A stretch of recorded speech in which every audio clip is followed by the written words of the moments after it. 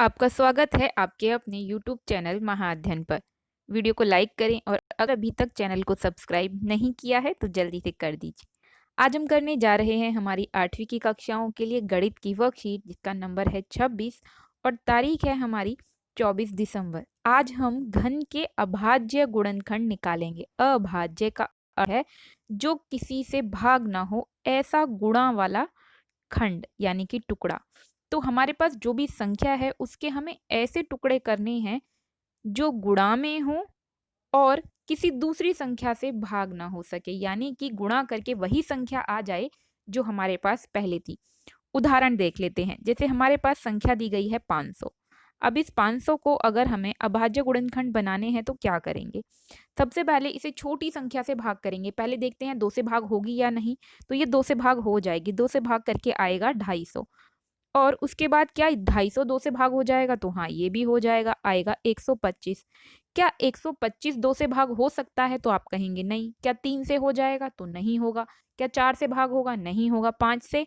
हाँ, ये 5 से भाग हो जाएगा और आएगा 25। और आगे भी इसे इसी तरह से टुकड़े बनाते चलेंगे। तो 25 किससे भाग होगा? 5 से ही भाग होगा। 5 5 25 और 5 एकम 5। तो हमारे पास कौन कौन से टुकड़े आए? 2 2 5 5 5, यानी कि हमारे पास ये टुकड़े आए। इन्हें अगर आपस में गुणा कर दें तो वापस 500 आ जाएगा। करके देख लेते हैं। 2 दूनी 4, 4 पंजे 20, 20 पंजे 100 और 100 पंजे 500। आ गई ना वही की वही संख्या।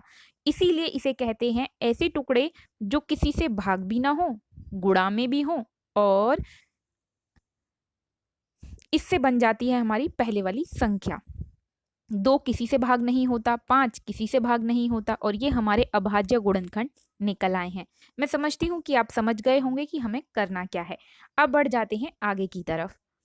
अब हमें यहाँ पर एक चर्चा के माध्यम से काफ़ी सारी बातें समझाई गई हैं, लेकिन आप आराम से बैठकर इसे खुद पढ़ लीजिए।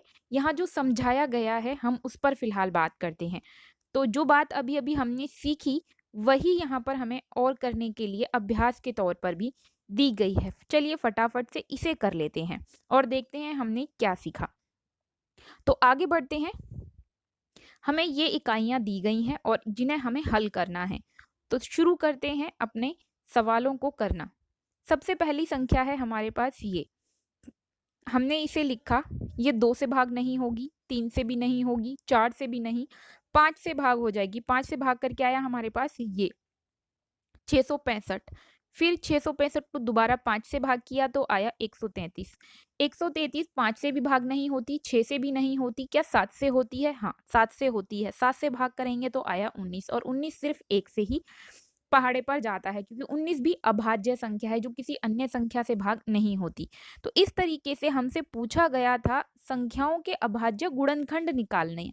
तो हमारे पास कौन-कौन से गुणनखंड आ गए? हमारे पास ये सभी संख्याएँ गुणनखंड के तौर पर आ गईं और इसे हम इसी तरह लिखकर दिखा देंगे और ये हमारा पहला सवाल हुआ पूरा। अब दूसरे सवाल की तरफ बढ़ते हैं। दूसरे सवाल में हमें संख्या दी गई है 1728। तो चलो 1728 को देख लेते हैं। मेरी तरफ से इसका नंबर 3 डाल दिया गया है, आप इसे ठीक कर लीजिए। इस सवाल का जो नंबर है वो 3 नहीं है, 2 है। ये है हमारे पास 2। तो आप इसे 2 कर लीजिए और 2 करके और फिर इस सवाल को आगे की तरफ हम हल कर लेते हैं। 1728 2 से भाग हो जाएगी, 864 आया। ये भी 2 से भाग हो जाएगा, 432, 216, 108, फिर 54 और अंत में 54 जो है वो 2 से भाग होगा और 27 आ जाएगा। लेकिन 27 2 से भाग नहीं होता है, ये भाग होगा 3 से, 3 निम 27 और फिर इसी तरीके से हमने इसे आगे भाग किया। और इस तरीके से हमारे पास ये सभी गुणनखंड आ गए हैं। तो हम निकालना सीख गए हैं गुणनखंड और हमने ये सारे टुकड़े गुणनखंड के तौर पर निकाल दिए हैं। अब बढ़ जाते हैं आगे की तरफ। अब तीसरा सवाल देख लेते हैं। तीसरे सवाल में हमें 27 दिया गया है। 27 के गुणनखंड करने हैं और वो गुणनखंड जब हम करेंगे तो हमारे पास ये गुणनखंड आएंगे। 3 के पहाड़े से ये भाग होगा, 2 पर नहीं होगा तो 3 से करके देखेंगे। 3 से करके देखा और ये हमारे गुणनखंड आ गए हैं। तो इसका भी उत्तर हमने निकाल लिया। अब चौथा सवाल कर लेते हैं जल्दी से। तो बढ़ते हैं चौथे सवाल की तरफ। आपको हमेशा ध्यान रखना है जब हम गुणनखंड निकालते हैं तो हमें 2 से शुरू करना है और 2 से तब तक भाग करना है जब तक होता रहे। उसके बाद 3 से करके देखिए, फिर 4 से, और जिस भी संख्या से हम भाग करते हैं तब तक भाग करते रहते हैं जब तक वो होता रहे। हमें छोटी से छोटी संख्या से भाग करने की कोशिश करनी है। वैसे तो 2 से भाग होता है, फिर 3 से और फिर 5 से। 4 का नंबर ही नहीं आता क्योंकि जो संख्या 4 से भाग हो सकती है वो 2 से हो सकती है। तो 2 से करके देखें, फिर 3 से, फिर 5 से, फिर 7 से। इसी तरह से हम आगे बढ़ते जाते हैं। चलिए तो फटाफट से देख लेते हैं इस संख्या को।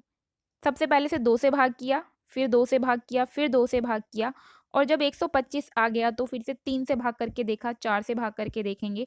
4 से भाग करने की ज़रूरत नहीं है। 3 के बाद 5 से भाग करके देखा, 25, और इस तरीके से ये सारे टुकड़े हमारे पास आ गए और इसका उत्तर भी हमने निकाल लिया है। अब बढ़ जाते हैं हम हमारे सवाल के अगले हिस्से की ओर। अब अगले हिस्से में हम क्या सीख रहे हैं? हम सीख रहे हैं पूर्ण घन निकालना। क्या निकालना? पूर्ण घन। पूर्ण घन का क्या मतलब है? आपको याद है हमने पिछली बार कुछ सीखा था कि ऐसी संख्याएं जिसके ऊपर घात 3 होती है।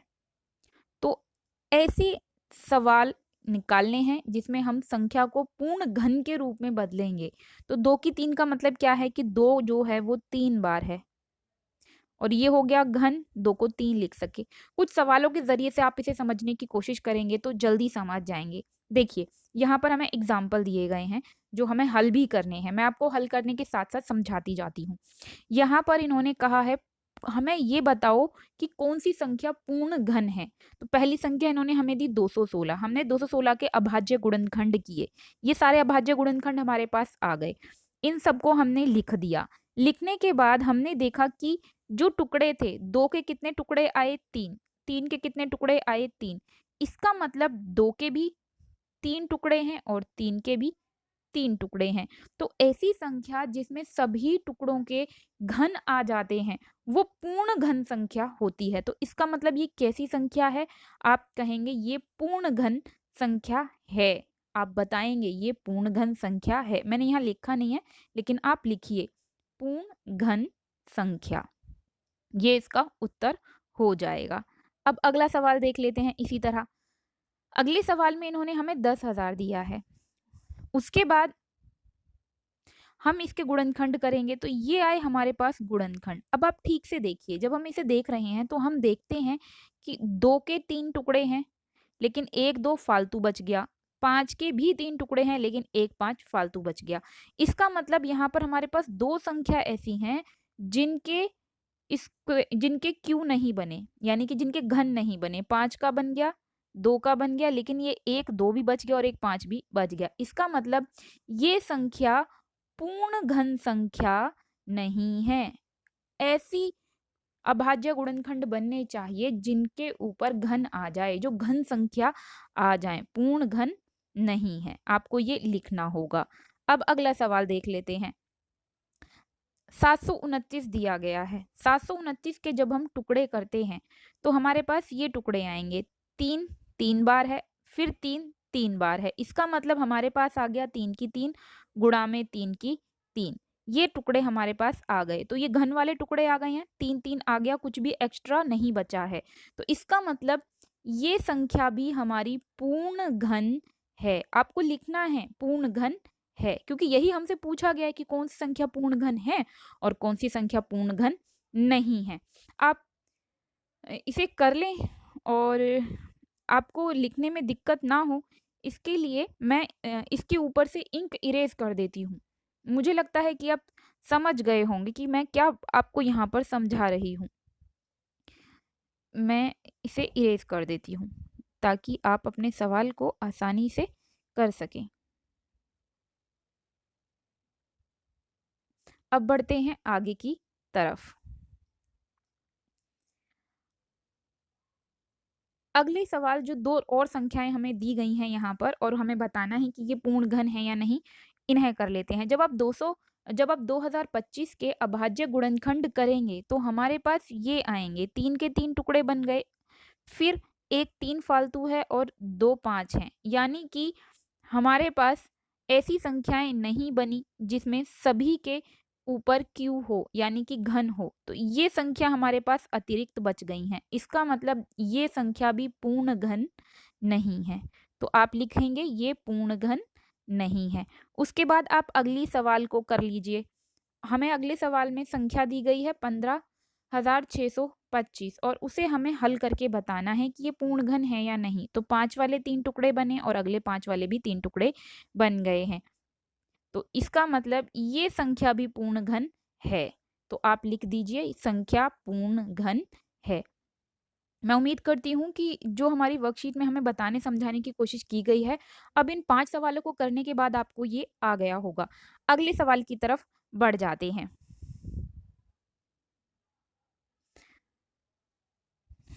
अब हमें ये बताना है कि जो संख्या दी गई है उसे पूर्ण घन बनाना कैसे है। हमने जैसे पीछे देखा कि पूर्ण घन कोई संख्या बन गई और कोई संख्या पूर्ण घन नहीं थी।